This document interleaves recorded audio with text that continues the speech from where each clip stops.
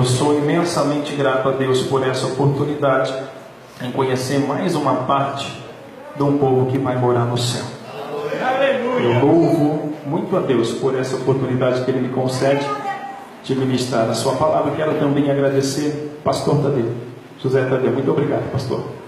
Pastor, tivemos o imenso privilégio de ser pastoreado pelo Senhor. Eu costumo dizer que quem foi meu pastor uma vez está enrolado, nunca deixe de ser, porque a gente respeita o Senhor. E eu posso dizer que aprendemos muito com o Senhor, com a sua esposa, e nós temos um carinho, uma admiração muito grande.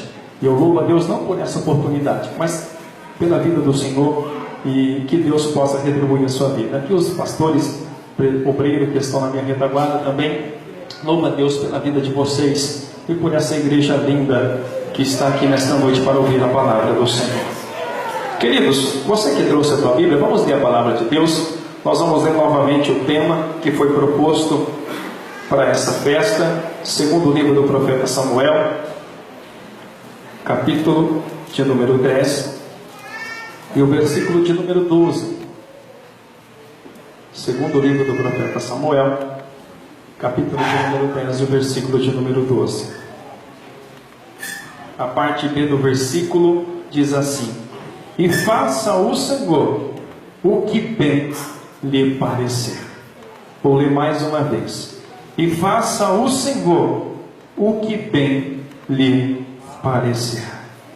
Agora eu convido você a abrir, a voltar alguns livros, livro de Ruth, capítulo de número 1 e o verso de número 16.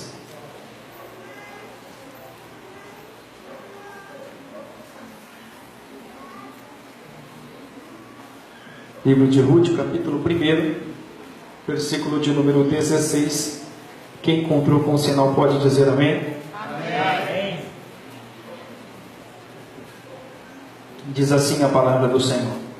Ao que lhe respondeu Ruth: não insista comigo para que te abandones e deixe de seguir-te, pois aonde quer que fores, irei eu, e onde quer que pousares, ali pousarei eu.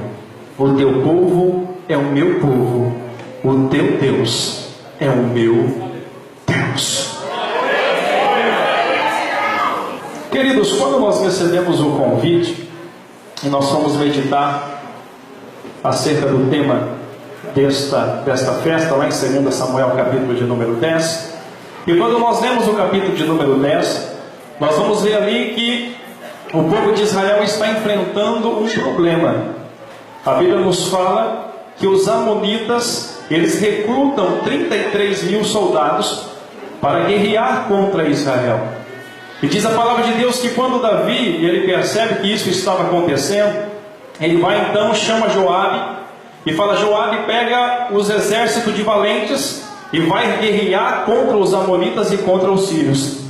E diz a Bíblia que quando Joabe ele vai para a peleja com o exército, e quando ele chega no vale daquela peleja, a Bíblia fala que Joabe ele se vê cercado, tanto pela frente quanto por trás. Joabe estava numa situação que não tinha saída para aquele exército. Estava cercado na frente e estava cercado atrás. Então Joabe ele fala para os seus valentes e fala: olha, vamos pelejar. E faça o Senhor aquilo que parecer bem aos seus olhos. E meditando nisso, eu falei: o que será que Deus tem de bom para as nossas vidas? O que será que Deus preparou para mim e para você? Quando nós olhamos para o Senhor e fala: Senhor, faça na minha vida aquilo que parecer bem aos seus olhos. E quando nós olhamos a Bíblia Sagrada, nós vamos ver lá no livro do profeta Isaías, Deus dizendo através do profeta, e lá no capítulo 55, a partir do versículo 8, Deus diz assim: que os seus pensamentos, os pensamentos de Deus, não são como os nossos pensamentos, e nem os caminhos do Senhor como os nossos caminhos, porque assim como são altos os céus da terra, assim são os caminhos do Senhor, mais alto que os nossos caminhos, e assim são os pensamentos do Senhor, mais altos do que os nossos pensamentos. Quando eu leio esse texto, eu vejo que Deus ele tem o melhor para a nossa vida. Sabe aquilo que você não consegue imaginar? Talvez você está aqui na terra pedindo uma casa, Senhor, eu quero uma casa, eu quero sair do aluguel. E o Deus que você serve, Ele tem poder para te dar. Mas eu quero te dizer uma coisa, Deus tem muito mais, sabe por quê? Porque Ele tem uma casa celestial para entregar para a sua vida. Deus, Ele tem muito mais além daquilo que você possa imaginar. O apóstolo Paulo, em segunda carta aos Coríntios, ele diz que aquilo que o olho não viu, e que o ouvido não ouviu, e que não subiu ao coração do homem, é o que Deus tem preparado para aqueles que os amam. Deus tem o melhor para você. Deus tem o melhor para as nossas vidas. Mas só que nós também temos que fazer a nossa parte. E aí então Deus me leva ao livro de Ruth, porque a história de Ruth, ela revela, e ela é um exemplo de que como Deus pode pegar alguém que não era nada e fazer dessa pessoa que não era nada, absolutamente nada, entrar para dentro do seu projeto. A Bíblia nos fala que Ruth, ela era moabita. Ruth, ela não vinha da linhagem de Israel. Ruth, ela não guerreou e nem profetizou como Esther. Ruth não gerou Moisés como Joquebede. Ruth não foi esposa de Abraão como Sara. Ruth não foi como muitas mulheres da Bíblia Sagrada. Mas só que em virtude das suas decisões, uma mulher que não fazia parte da linhagem de Israel, em virtude das suas decisões, das suas escolhas, Deus fez de Ruth como uma das mulheres mais importantes da Bíblia Sagrada, fazendo ela se tornar nada mais, nada menos do que a avó de Davi e uma mulher gentia que entrou para a genealogia de Jesus Cristo. Tudo isso por causa das suas escolhas, das suas decisões. E quando nós vamos ver a biografia de Ruth, o livro que leva o seu nome tem 4 capítulos. E o primeiro capítulo começa contando a história de um pai de família chamado Elimeleque. E a Bíblia fala que Elimeleque, ele era casado com Noemi. E eles tinham 2 filhos, Malom e Quilion. Nós olhamos para esse texto e nós vemos uma família completa. Pai, filho, pai, esposa e 2 filhos. E diz a Bíblia que eles moravam na cidade de Belém de Judá. Belém significa casa do pão. Olha que coisa linda, uma família completa que morava na casa do pão. Porém diz a Bíblia que eles viveram no período dos juízes, versículo 1 de Ruth. E quando você vai ver no livro de Juízes, a Bíblia vai dizer que no período dos juízes, a nação de Israel, por não ter rei, cada um fazia o que achava melhor aos seus olhos. Diferente do tema que foi proposto, faça, Senhor, o que bem parecer aos seus olhos. No período dos juízes, cada um fazia o que parecia bem aos seus olhos. O contexto em que Ruth vivia era um povo que não tinha governo. Era uma nação que vivia desgovernada. Uma nação onde cada um fazia aquilo que achava melhor. Isso eles se davam porque eles não tinham um rei. E de fato, eles tinham um rei monarca, um rei terreno. Mas só que o próprio Deus era o rei de Israel. Quando Deus tirou Israel do Egito, Deus queria que a nação de Israel fosse a nação eleita, sacerdócio santo, povo real. Quando Deus tirou o povo de Israel do Egito, Deus queria que o próprio Senhor fosse o rei de Israel. Aleluia! Mas o povo, por não ter um monarca, não tinha lei, não tinha regras, não tinha padrões morais. Cada um fazia o que parecia bem aos seus olhos. E se nós olharmos para o contexto que nós vivemos hoje, querido, não tem muita diferença. Hoje cada um quer viver uma vida desgovernada, como se não houvesse um Deus, como se não houvesse um rei para a sua vida, e quer fazer aquilo que ele tem vontade, aquilo que ele acha certo. Eu acho certo desse jeito, então eu vou fazer desse jeito. Cada um fazia o que achava melhor, cada um fazia o que achava certo. Você já pensou se todo mundo for fazer o que acha certo? não vai dar certo. É por isso que nós precisamos de um líder, nós precisamos de um Deus para a nossa vida, que venha nos dar um governo e que venha nos dar o controle daquilo que nós devemos fazer. E era assim que eles viviam. E diz a Bíblia que quando o povo se desviava do Senhor, Deus enviava crise. E o período que Ruth está vivendo, ou melhor, que essa família está vivendo, a família de Elimeleque, diz a Bíblia que houve uma crise na terra. Diz a Bíblia que Deus manda fome na casa de Israel, e essa fome se estende até Belém de Judá. E aí essa família, por causa da crise, ele pega Elimeleque e toma uma decisão de pegar a sua família, por causa daquela crise, e ir para Moabe. Sabe aonde era Moabe? A Bíblia nos diz que os moabitas, eles eram descendentes de Ló, de sua relação incestuosa com sua filha mais velha. A Bíblia fala que os moabitas eram uma nação politeísta, adorava a muitos deuses.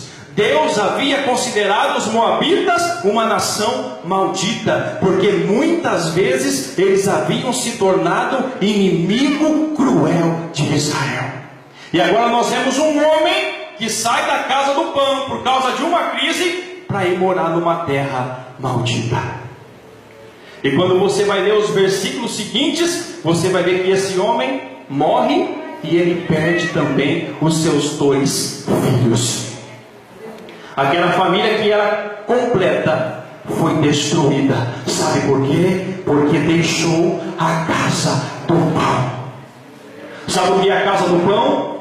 É a igreja, aonde tem alimento, aonde tem a palavra de Deus para a sua vida. E aqui eu quero dizer para você, querida, não sei a crise que você está vivendo, mas não deixe a casa do pão, porque na casa do pão tem alimento para a sua vida. Você vai esperar, querendo que o inimigo destrua a sua família, como fez na família de Elimeleque. Ele teve que ver. A Bíblia fala que quando ele saiu da casa do pão, na mente dele, ele falou: nós vamos só por um pouco de tempo. E esse pouco de tempo, a Bíblia revela que durou quase 10 anos. Não saia da casa do pão nem por um segundo sequer. Não importa a crise que você está enfrentando, não saia da casa do pão. Permaneça fiel, porque o Senhor é Deus para prover na sua vida. Ou você que já saiu, talvez você está peregrinando aí em Moabe. É noite de você retornar para a casa do pão.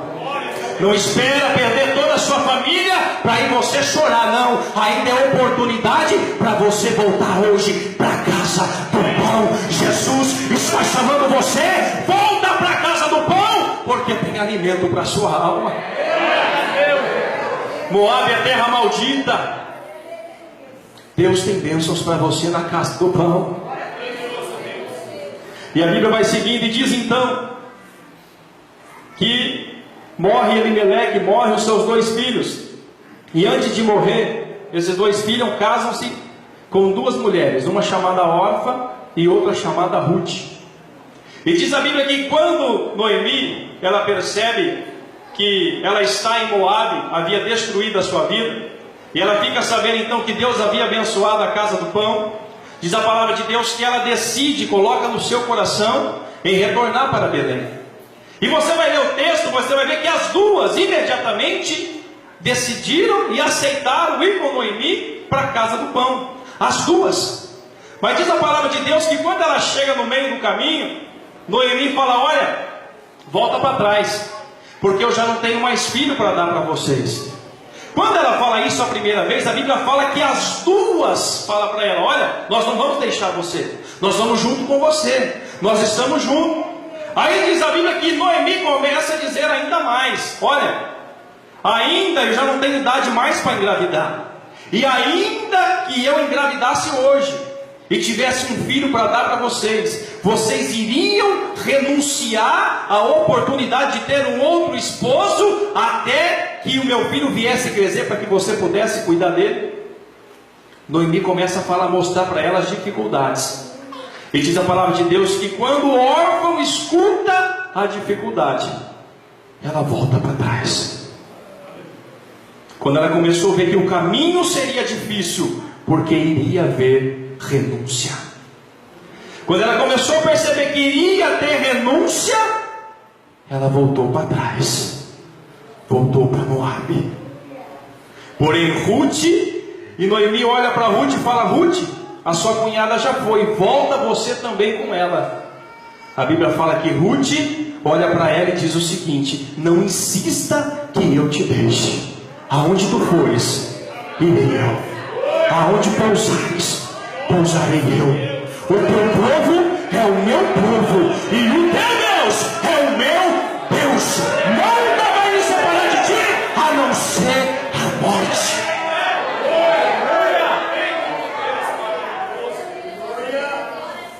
Ela não olhou para as dificuldades. Sabe a primeira atitude de Ruth que eu vejo, querido? Ela não olhou para os problemas. Ela não olhou para a dificuldade. Mas ela olhou para o Deus que era o Deus de Ruth. Ela olhou para o Deus que era o Deus que poderia mudar o quadro da história da sua vida.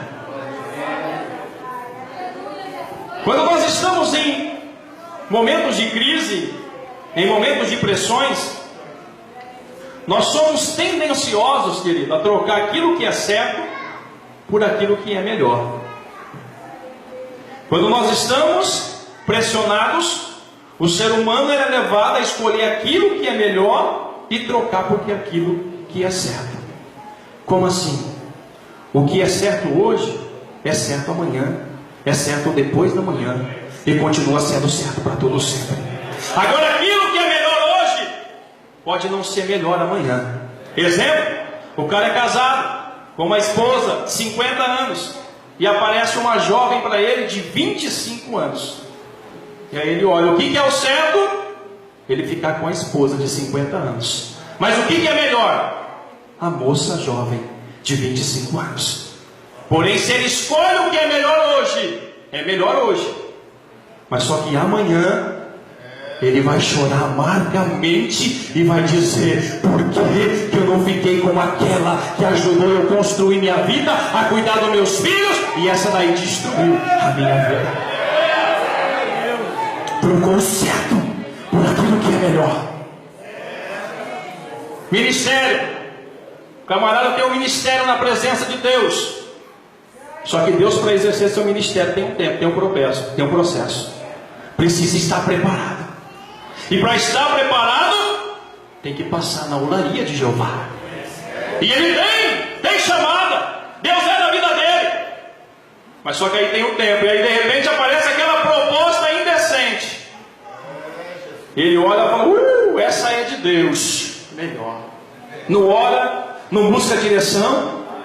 E troca aquilo que era certo, o lugar que ele estava, aonde ele iria crescer, com raiz, com estrutura, para ir atrás de uma aventura que era melhor, quebra a cara e perde, pode até perder o seu ministério. Escolha o que é certo e não escolha o que é melhor. Ruth escolheu o que era certo. Orfa decidiu escolher o que era melhor. O que? Vou renunciar. Eu vou ter que renunciar muitas coisas para servir o Deus de Ruth. Que? Vou voltar para Moab, que é a minha família. Ruth não. Eu quero Deus vivo. Eu quero ir para a casa do pão. Eu quero ir para a casa do alimento, porque ela tem alimento para minha alma.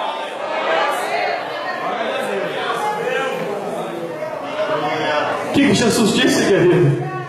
Aquele que quiser vir após mim, negue a si mesmo, tome a sua cruz e siga-me. Escolher o que é certo, você tem que negar a si mesmo. Sabe o que é negar a si mesmo? É negar as suas vontades, é negar os prazeres do mundo para fazer a vontade de Deus. Tem muita gente esperando que vai fazer só o que gosta. Chega um cara, eu não gosto de fazer isso. Se Deus colocou na sua mão, querido, Ele é fiel para te ajudar. Só quer fazer o que gosta. Faça a vontade de Deus. E às vezes a vontade de Deus é você fazer uma coisa que você não pode. Negar a mim mesmo, negar a minha vontade para fazer a vontade de Deus. Negue a sua vontade para fazer a vontade de Deus, e você vai ver o que Deus vai fazer na sua vida. Porque o que tem que prevalecer na nossa vida é a vontade de Deus Todo-Poderoso. É a vontade dele que tem que prevalecer, não a sua, querido. Sabe por que você ainda está nessa prova, meu querido? Porque você está fazendo a sua vontade. O dia que você pensar e falar, eu vou fazer a vontade de Deus, Deus muda o quadro da sua história e prova aquele que Ele pode fazer na sua vida.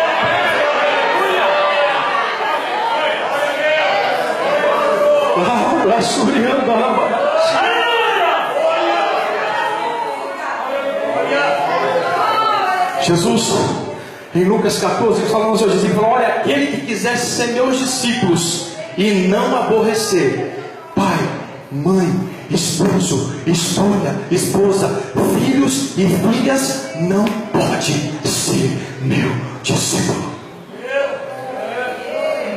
Jesus que está dizendo. Quer ser meu discípulo? Às vezes você vai ter que aborrecer parente que quer que você vá numa festa, mas só que você tem culto. Quer ser meu discípulo? Às vezes alguém vai dizer, mas você virou muito santo, já não dá mais para a gente ter amizade, a gente não conversa mais a mesma língua.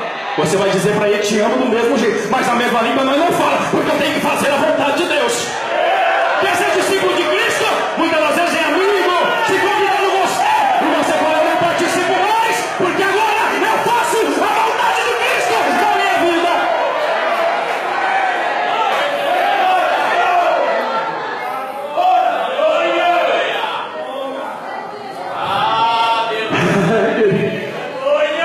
Quer ser meu discípulo? Negue a si mesmo, tome a sua cruz e siga-me. Foi o que Ruth fez. Primeira atitude que nós temos que tomar como Ruth é não olhar para os obstáculos, é negar a nossa vontade para fazer a vontade de Deus. Segunda atitude de Ruth, capítulo 2, a partir do verso de número 2, diz assim: certo dia Ruth, a Moabita, sugeriu a Noemi: permite que eu vá ao campo espigar, colher as espigas que caírem de algum segador generoso. A tradição mosaica, ela dizia que no período da colheita, os trabalhadores, ou melhor, os donos da fazenda, tinham que deixar aquelas espigas que caíssem da primeira vez, ou seja, era resto. Aquela espiga que não era boa deixava no chão, para que os pobres, para que as viúvas, para que os estrangeiros pudessem ter pelo menos o que comer. Quando Ruth chega com sua nora, ou melhor, quando Noemi chega com sua nora Ruth na casa de Belém, diz a Bíblia que Noemi estava tão amargurada que quando as pessoas que conheciam ela de antes falaram, olha, mas aquela não é Noemi, ela diz, olha, não me chame mais de Noemi, porque Noemi significa agraciada, agradável, mas me chame de Mara, porque a minha vida está amargurada. Porém Ruth, querido, diante daquela situação, e se você olhar para Ruth, você vai ver que ela tinha todos os motivos para entrar dentro do seu quarto, fechar a porta e ficar se lamentando. E é impressionante nos dias de hoje, como nós temos visto muito crente com síndrome de autopiedade. Nada dá certo para mim. Meu Deus, parece que a minha vida não vai. Eu estou desanimado. Vem no culto, Deus renova, daí uma semana. E aí, irmão, cadê que ele foi? Irmão, estou desanimado de novo. A porta bateu na minha vida. Ruth tinha todo o motivo para ficar desse jeito. E sabe o que Ruth decidiu? Ei, Noemi, deixa eu ir ao campo, deixa eu trabalhar, deixa eu colher espigas, deixa eu trabalhar. Ei, querido, deixa eu dizer para você, saia dessa autopiedade, saia, corra de notícia ruim.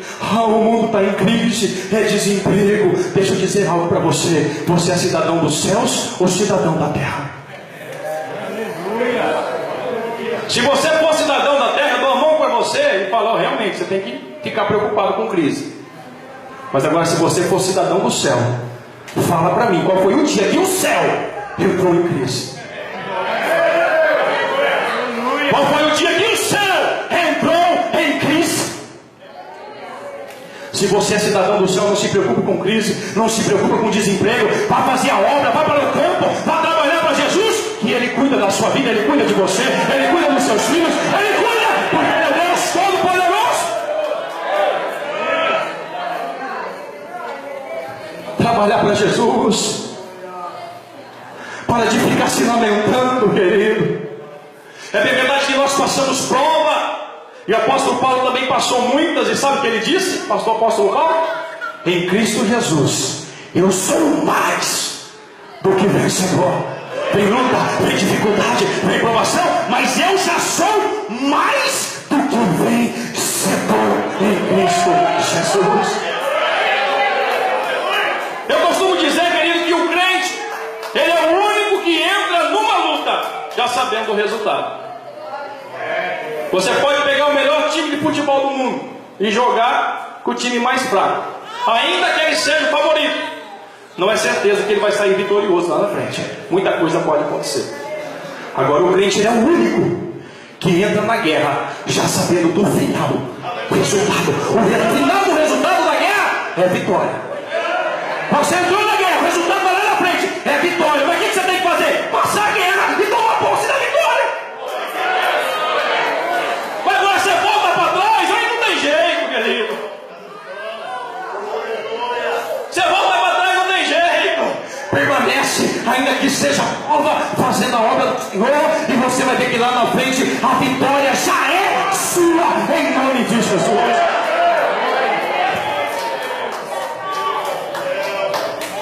Quando nós olhamos para a vida do profeta Elias, lá em 1 Reis, capítulo de número 17, a Bíblia fala que Elias era um profeta corajoso. Elias não tinha medo, não. Tinha pecado, colocava o dedo na cara do camarada e falava: olha, você está em pecado, vai se consertar. Ah, mas é rei, não tem problema, fala a verdade. E ele era tão corajoso que um dia ele diz: olha, segundo a minha palavra, não vai chover por 3 anos, segundo a minha palavra.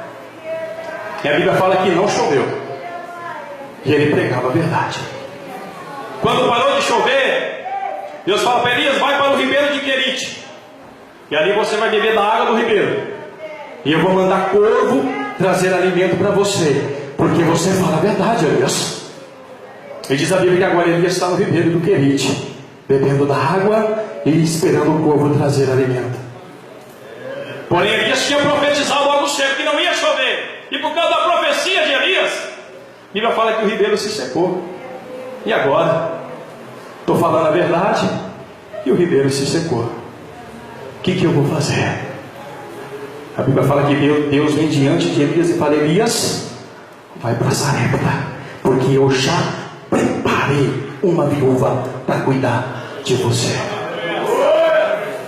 Sabe o que Elias pode ter pensado? Se fosse de Elias, tinha pensado: peraí, eu estava alimentando, o ribeiro secou, Deus mandou ir para Sarepta, uma viúva rica. Eu teria pensado: deve ser uma viúva rica, pelo menos que tem um pouco de posse.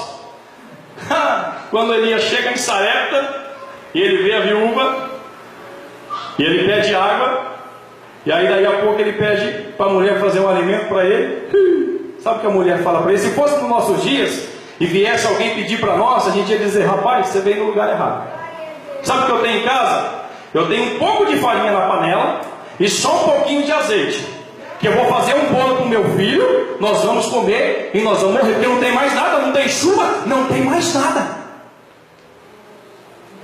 E aí o profeta Elias olha para a mulher: olha, faz isso mesmo, faz um bolo, mas só que traz primeiro para mim, porque assim diz o Senhor, que a farinha da panela não vai acabar, e nem o azeite da botija vai se esgotar, até que caia chuva sobre a face da terra. Sabe o que aquela mulher fez? Ela acreditou na palavra do profeta, foi e fez primeiro para ele, e diz a Bíblia que não faltou farinha na panela e nem azeite na botija. Sabe qual eu aprendo aqui, querido? Tem muitos líderes que já não são mais Elias. Tem medo do ribeiro se secar. Muitos líderes passando a mão na cabeça de pecado. Muitos líderes aceitando tudo. Muitos líderes mudando o evangelho ao gosto da pessoa. Deixa eu dizer algo para você.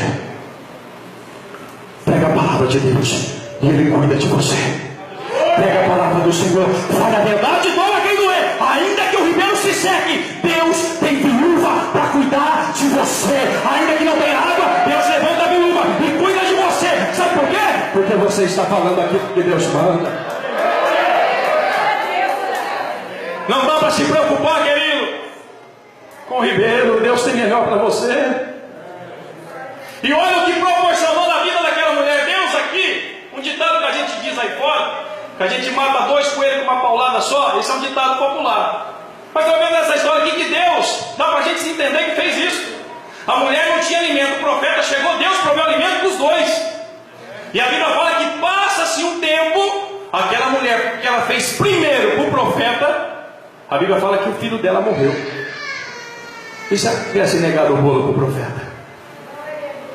Mas como ela tinha dado primeiro para Deus, primeiro para o profeta, ela chega diante do profeta e fala: meu filho está morto.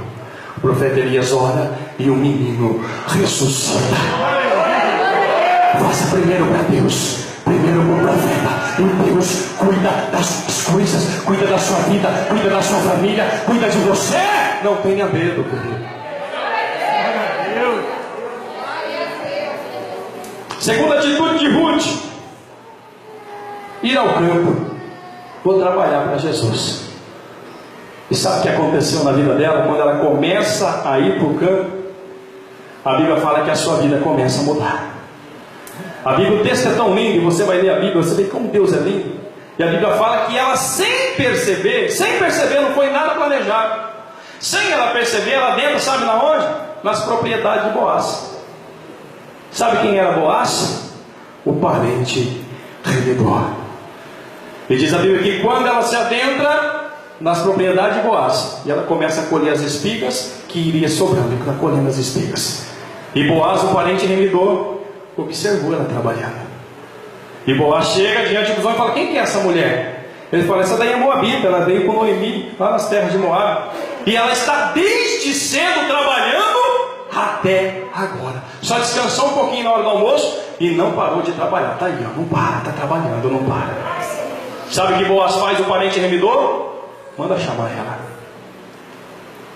E ele fala: olha, não vai colher em outro lugar, fique aqui, porque eu já dei ordens para que ninguém toque em você. Sabe por quê? Naquela época, uma mulher estrangeira, viúva, em qualquer outro campo, poderia ser violentada.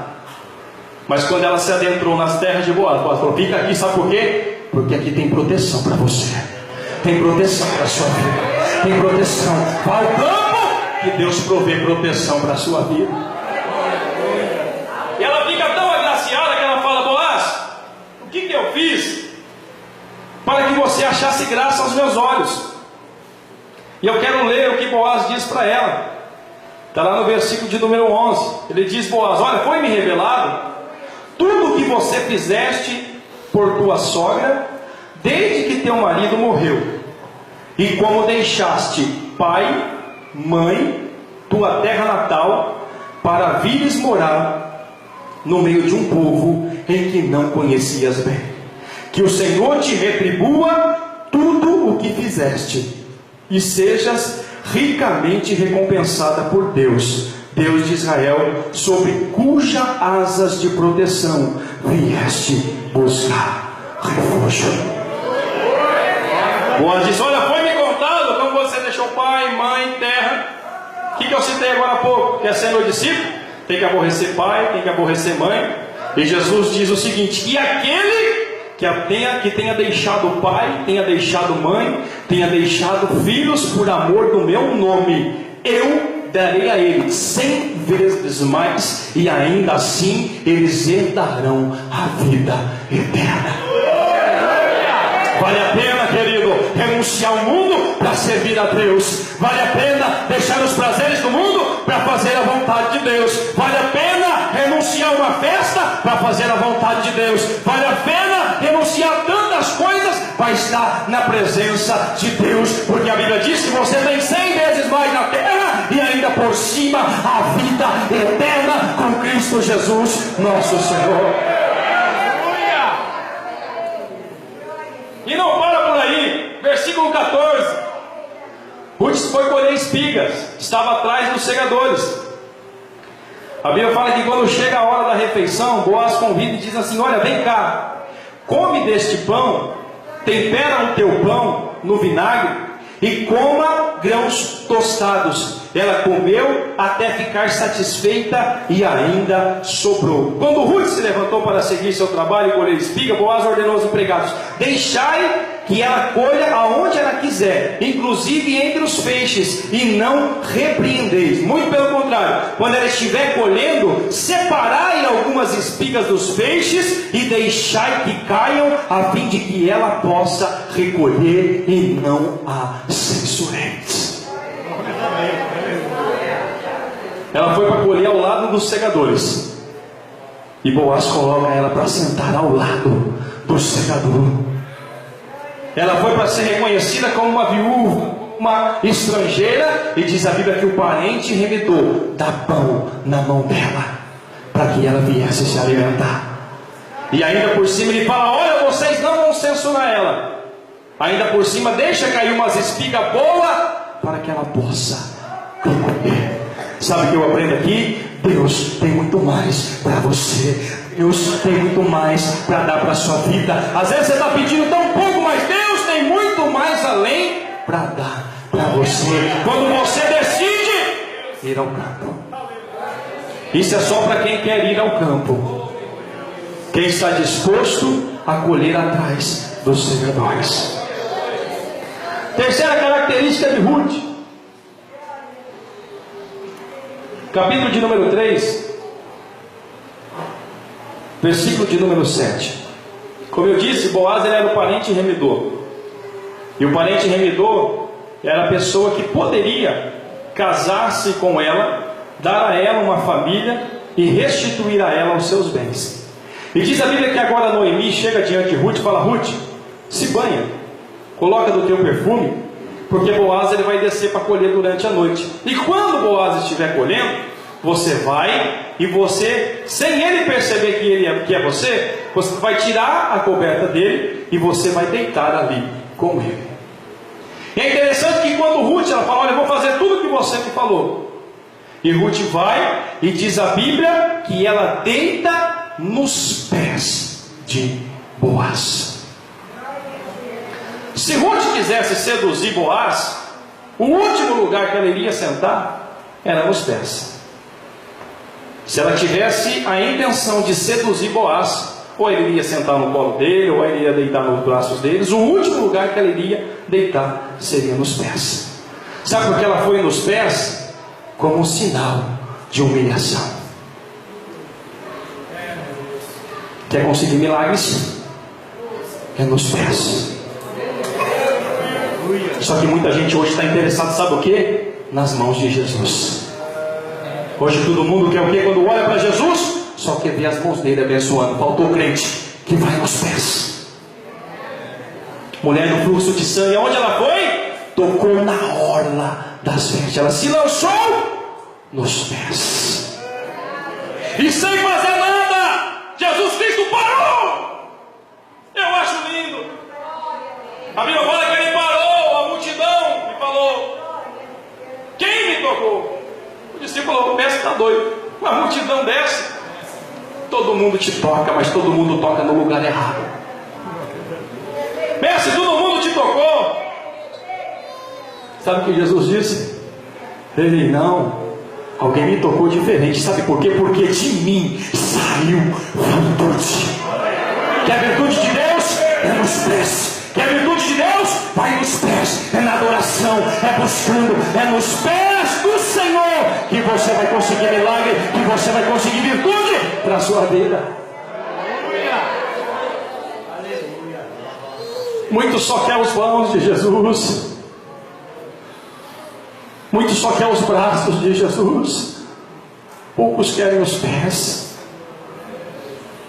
Ir aos pés é reconhecer que Ele é Deus. Ir aos pés é reconhecer que Ele é soberano na sua vida. Quem está nos pés, querido, pode estar na luta. Se Jesus abençoa, está nos pés. Se Jesus não abençoa, continua nos pés. Marta e Maria, diz a Bíblia que Jesus chega na casa delas, e diz a Bíblia que Marta ficou afadigada, querendo agradar a Jesus. Se for ver, em si, a atitude dela não estava tão errada. Ela foi preparando a casa, preparando alimento, mas Maria foi aonde? Nos pés. E o que ela estava fazendo? Ouvindo a voz de Deus. Marta viu aquilo. Marta se achou: eu estou trabalhando tanto, eu estou fazendo tanto para Jesus, e minha irmã está aí, Senhor, nos teus pés. O Senhor não se incomoda que isso aconteça. Jesus olha e falou: Marta, Marta, vocês estão afadigadas com tantas coisas, mas uma só é necessária, e a sua irmã escolheu a melhor parte. Nos pés, nos pés, nos pés, que Deus tem bênçãos para dar para a sua vida.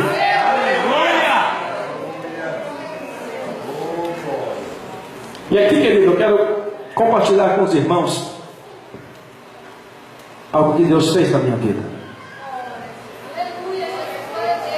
Em dezembro passado eu completei 15 anos de casado. Casei muito novo. E quando eu e minha esposa se casou, a princípio não, mas passou-se algum tempo, a gente, pastor Tadeu conhece a nossa história, a sua esposa, a gente desejou, teve o desejo de eu de ser pai e ela de ser mãe, e nós fomos então tentar, paramos de tomar qualquer método anticonceptivo para que ela pudesse engravidar. E aí então passou 1 ano, 2 anos, 3 anos, 4 anos, e ela não engravidava. Aí cada um falava uma coisa: olha, é porque ela tomou anticoncepcional muito cedo, isso é normal. Aí passa 5, passa 6 anos e nada acontecia. E aí então nós fomos procurar a medicina. E quando ela foi a primeira vez no médico, o médico falou: olha, você tem um problema assim, você tem ovário policístico, você vai tomar um medicamento, você vai tratar e você vai engravidar. Isso é comum nas mulheres. E assim foi. E nesse período a gente tinha tomado a pior decisão da nossa vida, que foi afastar dos caminhos do Senhor. E aí então, graças a Deus que Jesus é misericordioso, e nessa época Jesus tinha nos aceitado de volta, e nós tínhamos voltado para a presença de Deus. E quando nós voltamos para a presença de Deus, Deus sempre prometia: olha, eu vou dar, fica quieto que eu vou dar, sou eu Deus que cumpre. Mas aí como não acontecia, vamos ver o que a medicina dizia. E ela foi no médico, fez o tratamento e não engravidou. Passado aí mais 2 anos, aí como ela não engravidava, ela foi novamente no médico. Aí ela fez exame, e aí eu também fiz exame. Quando eu fiz exame, o médico olhou para mim e falou: olha, rapaz, sinto muito te dizer, mas você é estéril. Você nunca vai conseguir ter um filho do método natural. Nós estamos com o seu exame aqui, e o teu exame diz que você não pode ter filho do método natural. Você vai ter que procurar algum recurso ou adotar, mas para você não tem jeito. Quando eu recebi essa notícia, a princípio, eu fiquei baqueado. Eu falei: meu Deus. Porque quando o médico me deu essa notícia, eu tinha recebido muitas promessas que Deus ia fazer. E agora, de repente, chega um médico e me fala que aquilo que eu queria, aquilo que Deus tinha prometido para a minha vida, era impossível, da maneira natural. E quando eu recebi aquilo, confesso aos irmãos que fiquei um tanto chateado, mas entreguei nas mãos do Senhor. E Deus novamente renovou a sua promessa, e eu pude crer que Ele era fiel. E passa-se há um tempo, irmãos, mais 1 ano, mais 2 anos, mais 3 anos e nada, ela não engravidava. E a igreja que a gente estava era uma benção. As irmãs lá, congregavam no Ministério de Madureira, e as irmãs lá eram uma benção. Toda vez não tinha no mínimo 3 grávidas na igreja, sempre tinha grávida. E a gente nunca teve inveja, até as irmãs diziam isso, porque não tinha inveja no nosso coração. Mas tinha irmã, irmãos, que tinha 3 filhos, engravidava no quarto. E a irmã desesperada: meu Deus, dá para Cíntia, eu não aguento mais. A irmã tinha 2, engravidava no 3º, todo mundo engravidava, menos a Cíntia. E Deus falando que ia fazer, Deus falando que ia dar. E passa assim então, já fazia mais de 11 anos que a gente estava esperando. E aí então a gente decide novamente buscar a medicina. E quando a gente vai buscar na medicina, o médico fala, olha, ele pega o meu exame e fala, rapaz, quem falou que você tem problema está louco, você não tem problema nenhum. E nem tua esposa tem problema. E eu não acredito como que ela não engravida, ela não tem nada, eu estou com o exame aqui. Mas a medicina está aí, vamos fazer algum método para que ela possa engravidar. Mas eu sempre tive dentro do meu coração que seria Deus que ia fazer. Mas muitas das vezes, para a gente tentar entrar num consenso, a Bíblia fala que às vezes a mulher é o vaso mais fraco, e ela por querer fazer, e a gente foi tentar então procurar recursos da medicina. E a primeira vez quando você vai tentar engravidar, o primeiro recurso chama coito programado. A mulher toma um medicamento hormonal, e aí isso vai produzir óvulo nela, e aí da maneira natural vai tentar que ela engravide. Cada procedimento você tem que fazer 3 vezes. Ela fez 3 vezes desse procedimento e não engravidou. O segundo procedimento é chamado inseminação artificial. Aí então ela toma o mesmo medicamento hormonal, porém o médico colhe o sêmen do homem e com um catéter ele injeta no útero da mulher para que o óvulo venha fecundar e que ela possa engravidar. Cada procedimento são 3 vezes. E quando você vai fazer a inseminação artificial, cada procedimento custa de R$ 1.500 a R$ 3.000. E você faz o procedimento, se deu certo, deu. Se não deu certo, você perdeu o dinheiro. Se você quiser, você tem que pagar novamente, fazer um outro procedimento. A medicina diz que tem que se fazer 3. Nós fizemos 5 procedimentos de inseminação artificial e ela não engravidava. E Deus sempre dizendo, sou eu que vou fazer. Sou eu Deus que vou fazer. E quando chegou nessa última vez que nós fizemos a inseminação artificial, o médico falou, olha, agora para vocês só inseminação in vitro. Ou melhor, só fertilização in vitro. Esse é um procedimento um pouco mais evoluído, onde eles colhem o óvulo da mulher, pegam o sêmen do homem, fecundam o óvulo no laboratório, e depois que o óvulo está fecundado, eles vão e injetam dentro do útero da mulher, para que a mulher possa pegar aquela criança e poder então gestar aquela criança. E quando você pergunta o preço do médico para você fazer uma fertilização in vitro, a medicina está muito vida e está, porém nem sempre a gente tem um recurso para se pagar. E o preço de uma fertilização in vitro varia a partir de R$ 15.000 e pode chegar a R$ 25.000, dependendo do laboratório, dependendo da onde você for fazer. E funciona assim, você pergunta, doutor, qual é a chance que eu tenho de engravidar? Ele fala 40%. Você paga de 15 a 25 mil, se engravidou, ok. Se não engravidou, se quiser fazer a segunda vez, paga o mesmo valor de novo. E quando chegou, querido, nesse período, a gente já estava esperando há 14 anos. 14 anos de espera.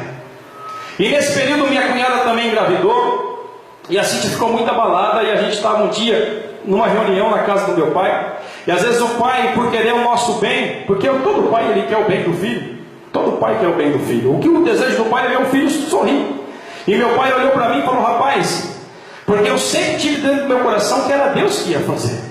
Eu falei, olha, eu não posso aceitar que o meu filho vai nascer num laboratório. Eu vou estar indo contra sobre aquilo que eu prego. Eu prego num Deus que faz milagre. Eu prego num Deus do impossível. E como que eu vou lá fazer um laboratório, mas fugindo daquilo que Deus tem para a minha vida? Sabe por quê? Porque eu tenho certeza que se eu gastar todo esse dinheiro, eu vou jogar dinheiro fora, porque quem vai fazer é Deus.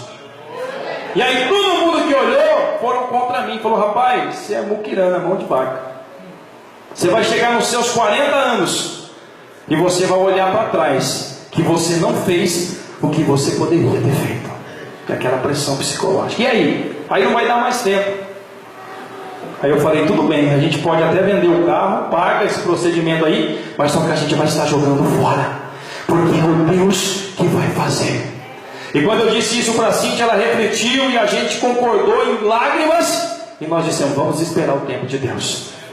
Quando nós dissemos isso, que nós íamos esperar o tempo de Deus, a gente achava que ia durar 2. Para quem estava esperando 14 anos, talvez 2 anos, talvez 3 anos, a gente já nem imaginava mais. E começamos a fazer planos para outras coisas. Vamos esperar Deus fazer a vontade dele. Passou a primeira vez que a gente terminou o tratamento, no segundo mês atrasou para ela. E nesses 14 anos nunca tinha atrasado. E quando atrasou fica sempre naquela ansiedade, vai que tá, vai que não tá. Aí vamos fazer exame de farmácia, mas vai que dá errado. Não, vamos fazer o exame de sangue. Aí fizemos o exame de sangue. Ligamos no laboratório, fizemos, e eu fui buscar. Aí eu fui sozinho buscar o exame. Aí quando eu abri